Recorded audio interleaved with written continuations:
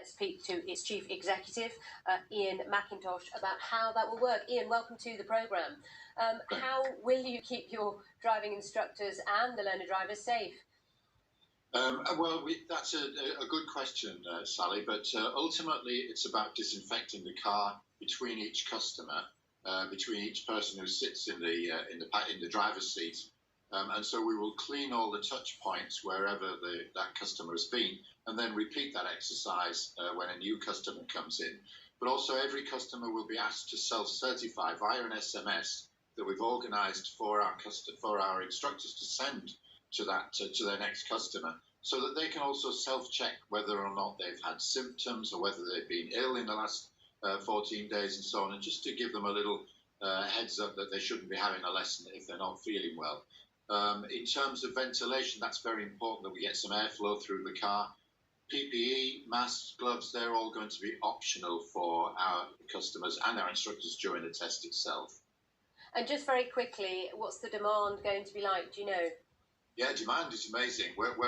This week we've only been selling online up until 1 o'clock today, and demand has been phenomenal. Our contact centre opens for inbound calls at 1 o'clock today, and we're expecting it to be huge. It's looking very busy already. All right, we better let you go then. Ian, thank you for your time this morning. Ian McIntosh there, Chief Executive of the Red Driving School. So you are now up to date. As I mentioned, if you're watching us on BBC One in the UK, you can join the breakfast team in around about 5 minutes' time. If you're with BBC World News, I'll be back. So I shall see you very soon. If not, have a lovely day.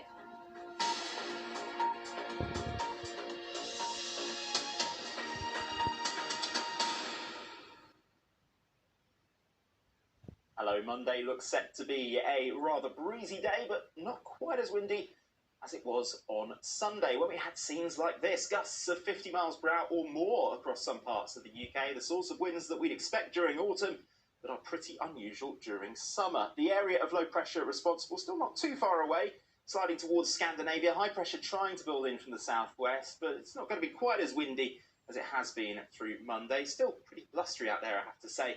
Fewer showers, but still some showers, those particularly affecting parts of Scotland, Northern England, maybe clipping into East Wales, the Midlands, certainly the eastern side of England, and some for Northern Ireland as well. The further south and west you are, not as many showers, more dry weather and some spells of sunshine here.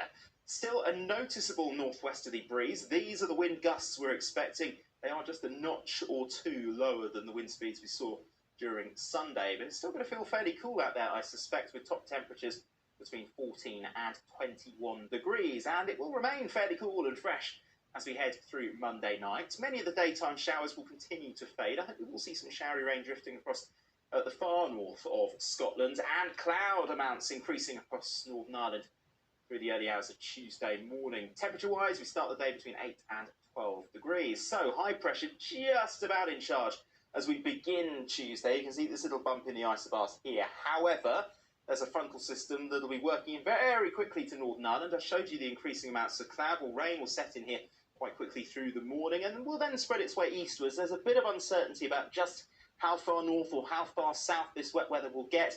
There is likely to be a swathe of dry weather through southern counties of England and certainly the Channel Islands, and also some drier conditions with just a few showers in the northern half of Scotland, but still those temperatures in a range of 14 to 21 degrees. Now, that frontal system isn't finished with us as we head towards Wednesday.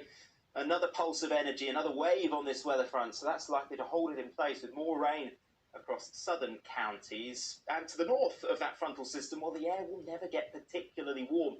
We can expect temperatures to stay just a touch below the average for the time of year. Some rain at times through the middle part of the week, the driest of the weather likely to be across the north.